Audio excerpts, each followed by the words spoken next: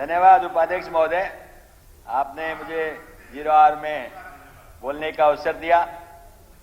मेरे से पूर्व वक्ताओं ने उपाध्यक्ष महोदय बहुत कुछ सड़कों के बारे में कहा।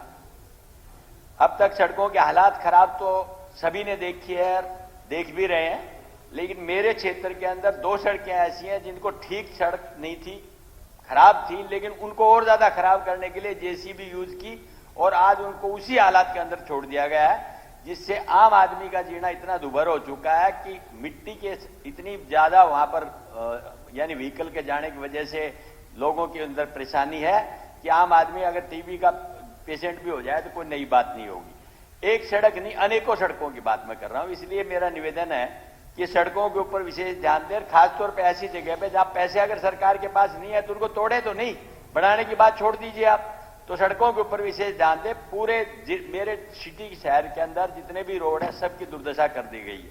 उसके बाद अध्यक्ष महोदय, ये हरियाणा प्रदेश जवान और किसान की भूमिका के लिए प्रथम माना जाता है।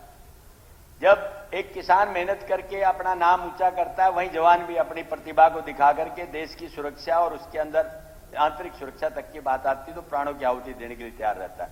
जब वो वहां से आ जाता है रिटायर होकर के, तो एक घर की कामना करता है कि मैं घर जाकर के एक घर बनाऊं। हरियाणा गवर्नमेंट ने हाउसिंग बोर्ड के नाम से उनसे एक कोटा निकाला कि आप लोग इसके लिए एलिजिबल हैं और आप इसके अंदर अपने पैसे जमा करा दें।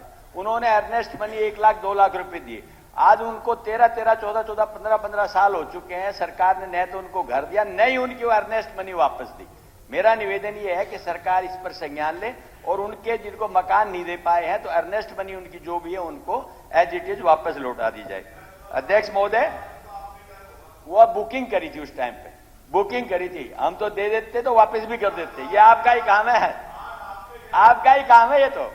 अच्छा, आईटीआई इंस्ट्रक्टर्स जिनको एडवर्टाइजमेंट के माध्यम से लगाया और आज उनको 8-8, 9-9 साल हो चुके हैं, वो बेचारे अपने जीविका के लिए आगे की मनोकामना करते हैं कि हम आगे बढ़ेंगे। सरकार ने नोटिस दे दिया कि आपको यहां से नौकरी से हटा दिया जाएगा।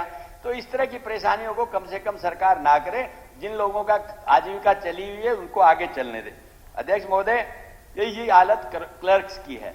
वो कहते हैं कि हमने अपनी क्लर्की की नौकरी को ज्वाइन कर लिया, लेकिन जहां पर पे ग्रेड का सवाल आता है हमें उन लोगों से भी बहुत नीचे कर दिया जो नीचे डी क्लास के लोग हैं। तो सरकार इसके ऊपर भी संज्ञान ले कि जब एक आदमी को पहले से मान सम्मान दिया हुआ है तो उसको कम करने का लक्ष्य क्या है।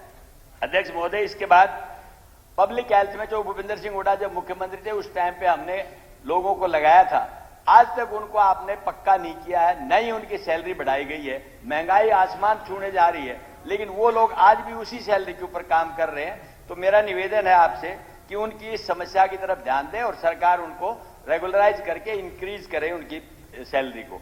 अध्यक्ष महोदय, हमारे यहां सेंट्रल यूनिवर्सिटी बनी थी, उस समय एचआरडी मिनिस्टर अर्जुन सिंह जी थे।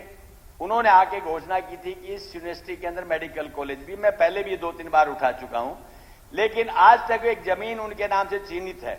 वो मेडिकल कॉलेज के बारे में आज भी कोई प्रोग्रेस नहीं किया जा रहा। सरकार, मैं समझता हूं, उसको ठंडे बस्ते में रखी हुई है।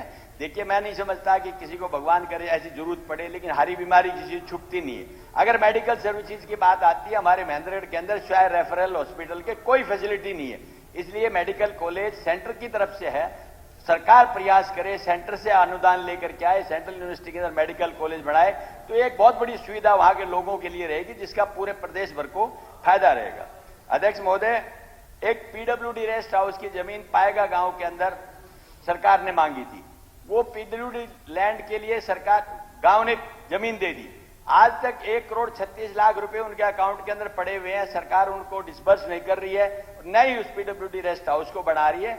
सब जगह आप पीडब्ल्यूडी रेस्ट हाउस बनाने जा रहे हैं तो उसको कम से कम पूरा करके ने जमीन का जो भी विवाद नहीं है, कोई जो भी कमी रह रही है उसको ठीक करके वहां पीडब्ल्यूडी रेस्ट हाउस को बनाया जाए। एक सब डिपो, जब चौधरी आफ्ताब अहमद जो भूपेंद्र सिंह हुड्डा की सरकार में ट्रांसपोर्ट मिनिस्टर थे, तो हमने सब डिपो हरियाणा रोडवेज का महेंद्रगढ़ में डिक्लेयर किया था और ऑलमोस्ट फाइनल कर दिया था। मुझे नहीं पता किन परिस्थितियों के अंदर आज मूलचंद जी यहां पर बैठे हैं, ट्रांसपोर्ट मिनिस्टर हैं, वो नहीं बनाया गया।